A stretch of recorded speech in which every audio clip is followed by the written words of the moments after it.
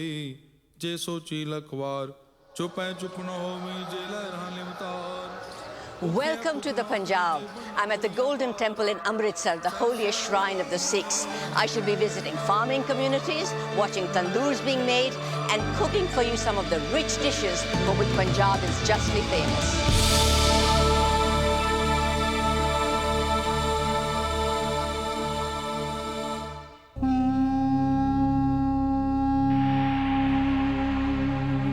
If Punjab is the home of Sikhism, Amritsar is its spiritual centre and the Golden Temple its sanctum sanctorum. 400 kilos of gold covers its domes and there is a wealth of glittering gilded copper and semi-precious stones. Its 4 open doors welcome all people, regardless of caste, creed or sex.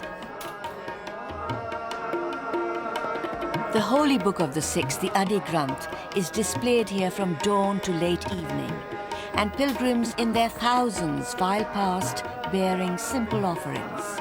For many of them, a once-in-a-lifetime experience.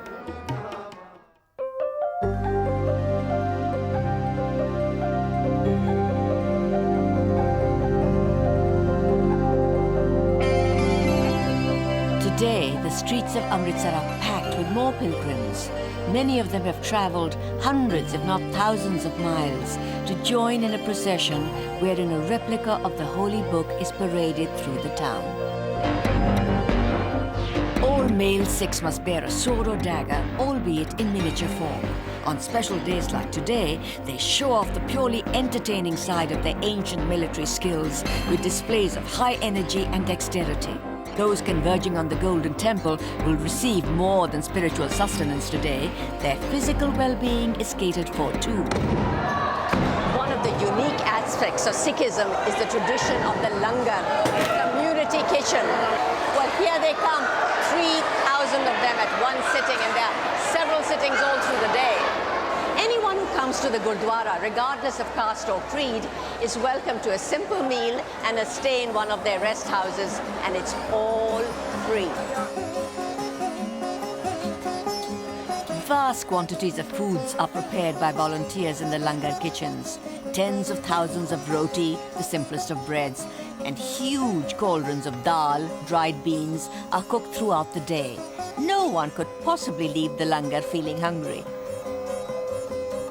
There's no time to linger and chat though. Within half an hour, the floors will be cleared and another 3,000 people will take their place.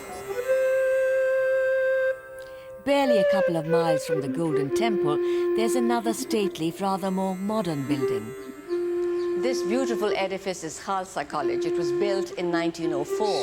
Now, it was felt at that time that there were lots of colleges with a Christian background, but not enough that taught the Indian religions. And this college was built specifically to teach Sikhism. Now, you've seen the Sikhs at their Gurdwaras, and there are mass feedings there, the langar, where people are served all kinds of foods. I'm going to show you a bean dish that is very popular, Madi dal. You need 7 ounces of whole black urad, which Punjabis call Madi dal, and 2 ounces of rajma, which is red kidney beans. These are quite hard, so they need to be soaked overnight, and this is what they look like when they're soaked. And I'm going to put them into water that will cover them by about 1 inch or 2. And then cover it and let it simmer very gently for 3 to 4 hours until it's really tender. After the dal has simmered for 3 to 4 hours, it should be really soft. It'll look like this, and you need to mash it further. Now I'm going to put into it 7 ounces of chopped tomatoes, 2 teaspoons of cayenne pepper, 4 teaspoons of chopped garlic, 4 teaspoons of grated ginger, and a good dollop of butter, which everyone in Punjab loves. I'm going to just stir that in and let it cook very gently for another 30 minutes. The next step is to put in 4 tablespoons of single cream, a teaspoon of Punjabi garam masala, and about a tablespoon of salt, just as much as you need. That goes in.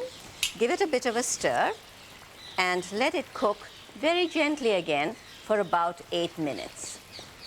Now you can serve the beans exactly this way. This is how they're served at a langar. Or you can add an extra fillip, do a tadka. Now here there are 3 tablespoons of ghee and about 3 tablespoons of finely slivered onions which are browned. I'm going to put into that a teaspoon of cayenne pepper, shake it once quickly and pour it into the dal. There it is, Mahdi dal.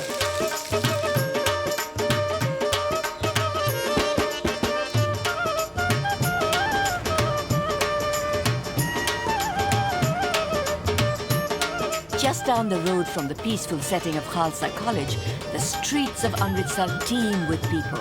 This is Punjab's largest city and at just 400 years old, quite young by Indian standards.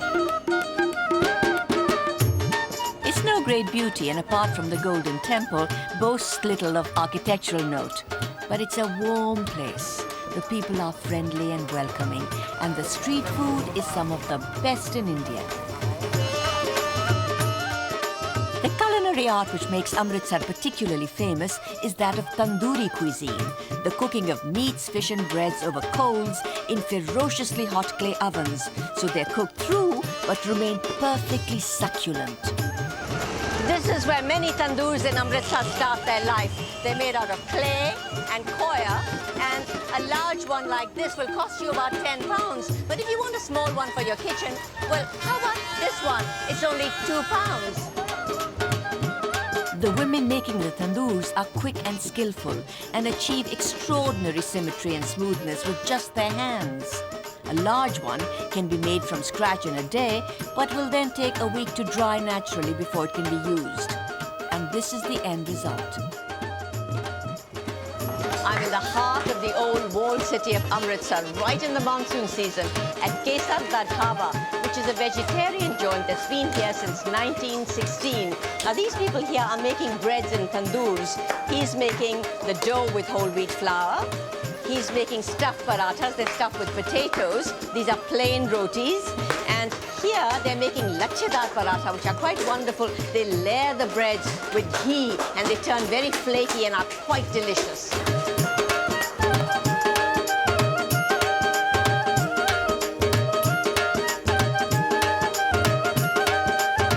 I'm going to show you how to make another popular Punjabi bread, bhaturas. These can be eaten with almost anything.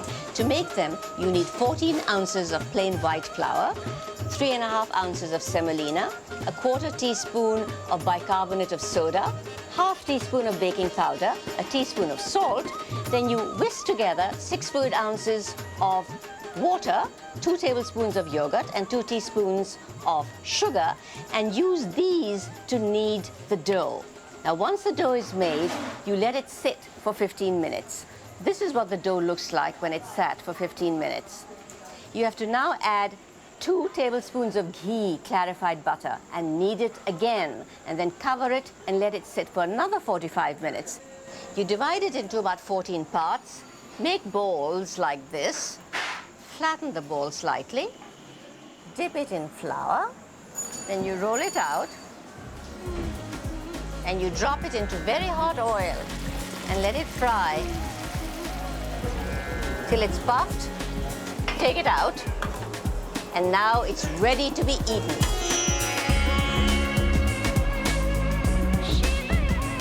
As night falls in Amritsar, the homeward-bound workers catch a quick snack in its main thoroughfare, Lawrence Road. The whole road smells of food cooking, and in particular, the wonderful mouth-watering aroma of freshly cooked tandoori chicken. And while you're waiting for dinner to be cooked, there's even free entertainment to keep you amused.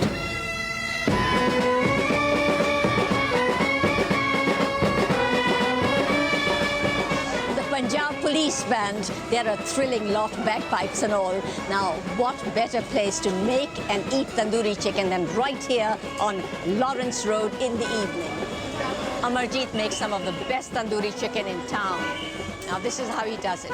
He takes 2 tablespoons of double cream, 2 tablespoons of cumin seeds, a teaspoon and a half of peppercorns, 3 black cardamoms, a teaspoon of cloves, an inch and a half of fresh ginger, 6 cloves of garlic, a tablespoon of cardamom pods, 3 hot green chilies, a teaspoon and a half of cayenne pepper, and some food color, and he blends it all into a marinade. All Amarjeet has to do is to take some chicken, skin it, cut slits in it, and rub the marinade over it and leave it for half an hour. Then it's ready to be put in the tandoor. Now, the chicken cooks in the tandoor for 15 to 20 minutes. Those of you who don't have a tandoor can use an oven. Just make it as hot as you can and leave the chicken in for 15 to 20 minutes. Halfway through the roasting, he takes the chicken out and rubs it all over with a lot of ghee and puts it back in. And then when it's done, he takes it out, he chops it into small pieces in a bowl. Then he takes chaat masala, which is a mixture of spices that has, among other things, sour green mango powder in it, and then it's ready to be eaten. Really good and well worth waiting for.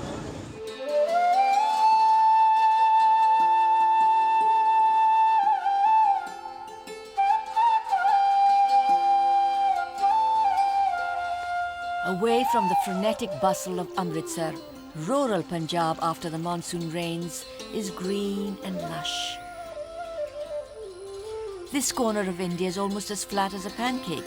In the winter, the cold winds blow straight down from the Himalayas and Punjabis gird themselves on thick woolens. In the summer, before the monsoon, the landscape is parched and dry. And then, after the rains, it blossoms again. Punjab is the breadbasket of India. It produces 60% of India's wheat. Rice is grown here too, and sugarcane, though not in such quantity. One of the byproducts of this super fertile land is some of the creamiest milk in India. As soon as the 5 a.m. milking is over, Punjabi milkmen load up their bikes and speed off towards town. No sooner is the milk delivered than it's en route to becoming one of the staple foods of Punjab, paneer, the Indian cheese. High in protein, it's a key element in Punjab's delicious vegetarian repertoire. First, the milk is brought to the boil and then ladled through muslin to rid it of impurities. Whey is added, which makes the milk curdle, and then the hot curds are immediately poured into muslin. Now, for those of you who've made paneer at home and left it waited for several hours, this next piece of information is going to come as something of a revelation. The paneer is pressed here for just a matter of minutes. I'm going to show you how to make a very quick appetizer with this fresh paneer. It's very much like mozzarella. As you know, it's made out of buffalo's milk and the tastes are very similar. Here's a slice. Now I'm going to cut it into pieces. Now I'll make the topping for the cheese. I'm putting some onions, some chopped tomatoes, some very finely chopped ginger, some mint. You can put green coriander if you like, some green chilies, as much as you like, a little bit of salt, a little bit of black pepper, and then you can put a mixture of chili powder and ground roasted cumin. And the last thing is generous squeezes of lime juice, which will give it a wonderful sour taste. Mix it all up nicely. Now all that's left to be done is put the topping on top of the cheese. That rich Punjabi milk also makes wonderful yogurt. It's the simplest of processes. Just boil milk with a little live yogurt added, left to stand for 5 or 6 hours. It can then be made into the most delicious and certainly nutritious of drinks, lassi. A few scoops of plain yogurt are loaded into an electric churn. Sugar is added, milk and ice cubes. Then it's all whizzed up. It's cool, soothing and rich. In the village, the old method of churning butter with a wooden implement called a madani is still occasionally used instead of an electric churn. The delicious richness in many of Punjab's foods comes from this fresh white butter. Preparing foods for those in the fields is a major part of a typical village morning. Quantities of that Punjabi mainstay paratha are made, butter is clarified for ghee, vegetables are fried, and dals bubble away. By late afternoon, the men harvesting the rice crop are ready for their meal. Served to them where they rest in the fields. This village, Gandiwind, not far from Amritsar, is typical of the Punjab. The rich, fertile land around here makes this a particularly prosperous place. And with that prosperity comes more and better schools, with children as young as 4 in the classroom.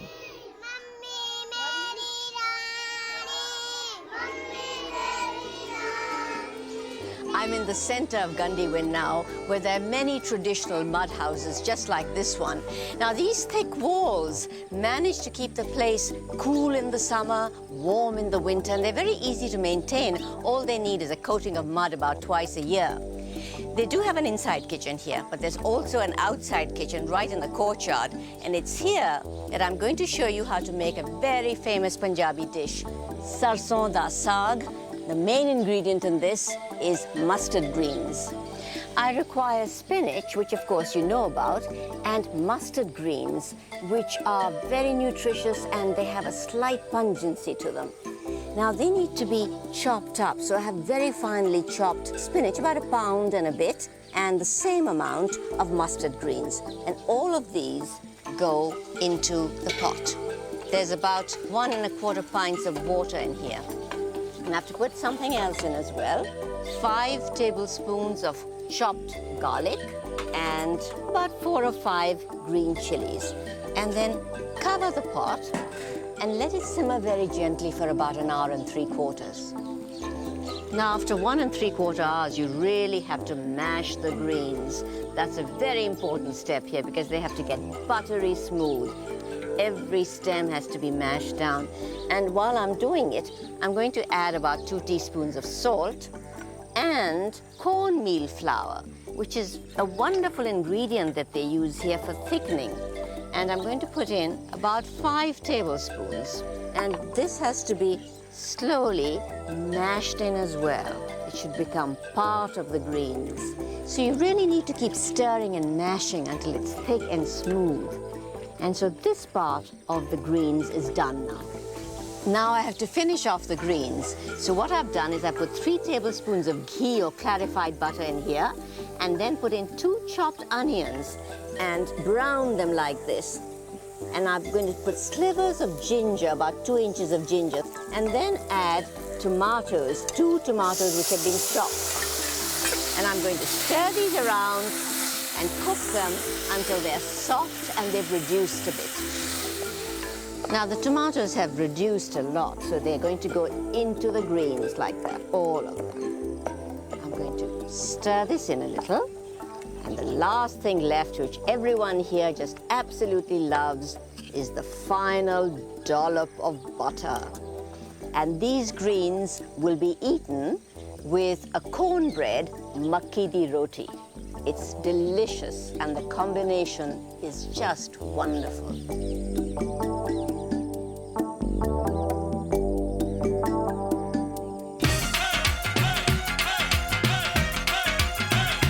The exuberance of the Punjabi people is at its most visual and exciting when they dance. No celebration is complete without a display of gidda by the women and bhangra by the men. Both of these energetic dance forms have their origins in welcoming the harvest. But nowadays, Punjabis need very little excuse to dress up and dance.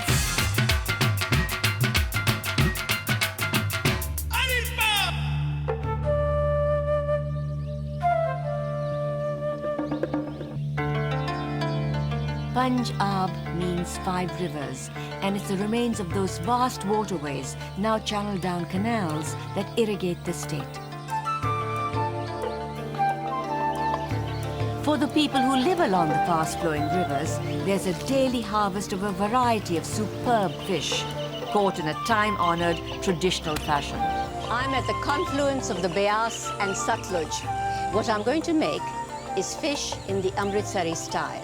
Amritsar is just a few miles north of here, and this is the fish caught in the waters. This is rahu, which is a kind of carp, and this is singhara, which is a kind of catfish.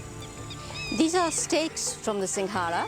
I'm going to take a tablespoon of salt, put it into 3 tablespoons of vinegar, mix that up well so the salt is dissolved, and then just pour it over the fish, and the fish can just sit in this for about 30 minutes. This is 150 grams of chickpea flour, which I'm going to sift right into a bowl, like so.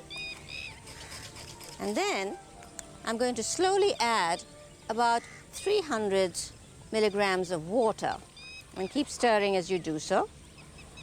Now just beat it well, and to this I'm going to add some chili powder or cayenne, which is about a teaspoon. In it goes. Half a teaspoon of turmeric, half a teaspoon of ground black pepper, and 1.5 tablespoons of ajwain. Now this is a very interesting spice. It tastes a bit like oregano, and in fact if you can't get it, use 2 teaspoons of dried oregano. I'll put that in. The last thing I'm going to put in are 1.5 tablespoons of ginger and 1.5 tablespoons of garlic, which I mash together in a mortar. That goes into the paste. I mix it all up. Then I take the fish and rub a little bit of this marinade on both sides of the fish, and then it can sit that way for another 30 minutes. Once the fish is marinated for 30 minutes, heat the oil. It should be really hot, and once it's hot, you drop in the fish. Once the fish is fried for 3 to 5 minutes, or till it's done, you take it out and let it drain. It should turn wonderfully crisp on top and be meltingly soft inside. To go with the fish, I'm going to prepare a fresh mint and white radish chutney. It's simplicity itself to make. This is a bunch of mint chopped coarsely. It goes into a blender. And I will also put in 4 ounces of white radish. If you can't get this, use red radish, that's all right. A small onion, chopped, that goes in. And 8 to 10 fresh green chilies, they go in to make it nice and spicy. About 2 tablespoons of lime or lemon juice, 2 teaspoons of salt, and just enough water to blend, maybe about 2 tablespoons. And blend it for 3 or 4 minutes or until it's fairly smooth. This chutney has a wonderfully fresh, minty, radishy flavor.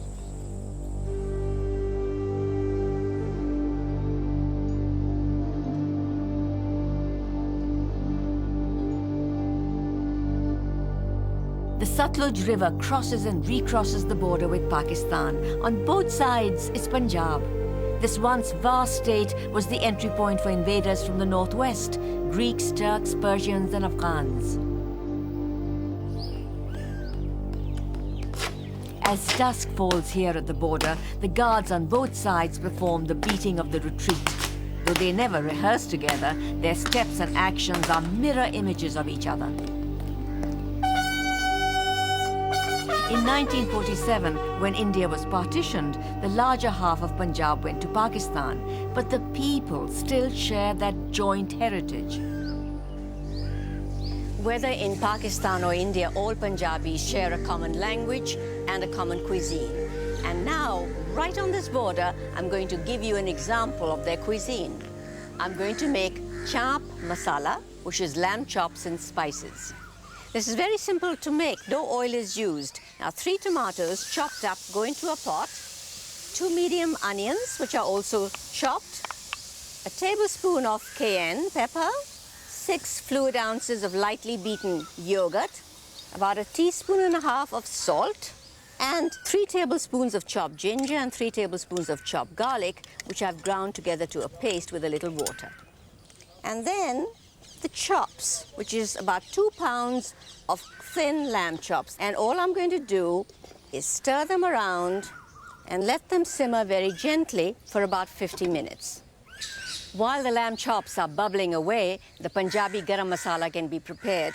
For this you need 1 tablespoon of green cardamom seeds, 5 tablespoons of black cardamom seeds, 5 tablespoons of black peppercorns, 6 tablespoons of cumin seeds, and 10 tablespoons of coriander seeds, plus a few sticks of cinnamon, a few cloves, and a little bit of nutmeg. You grind all this and you get a powder that looks like this.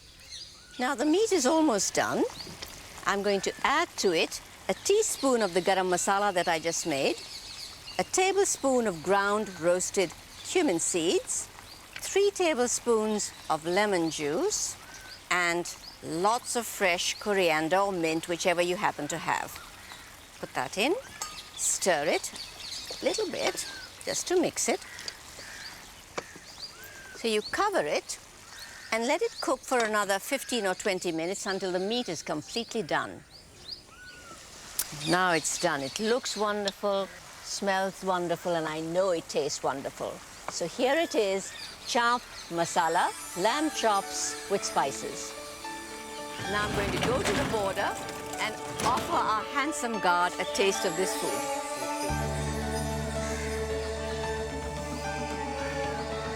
How is it? Very good.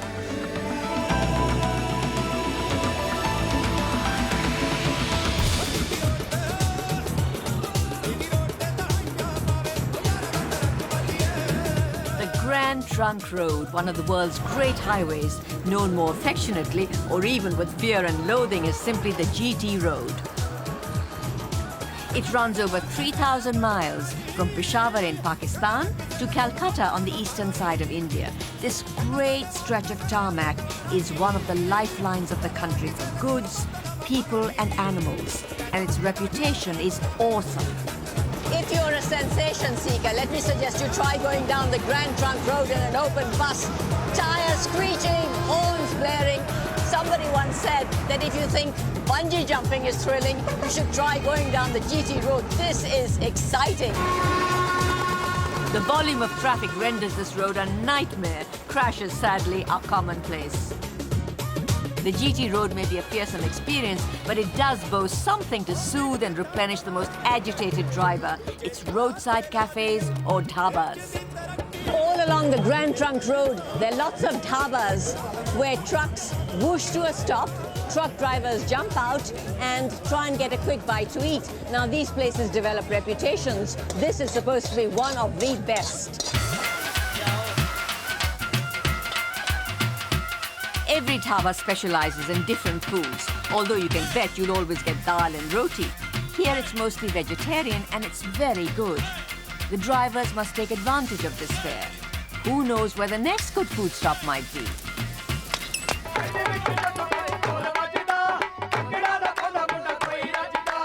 As darkness falls, the dhaba is still doing a roaring trade.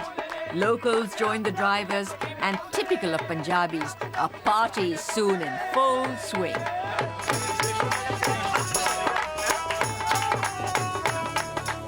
Back along the Grand Trunk Road in Amritsar, reverential pilgrims are still arriving at the Golden Temple, and many come just to stand and marvel at the beautiful spectacle. As fireworks fly across the Golden Temple in Amritsar, I take my leave of the Punjab with its authentic tandoori foods, its wonderful breads and bean dishes and buttery greens, and most of all, the Punjabi people who love their food and love to share it.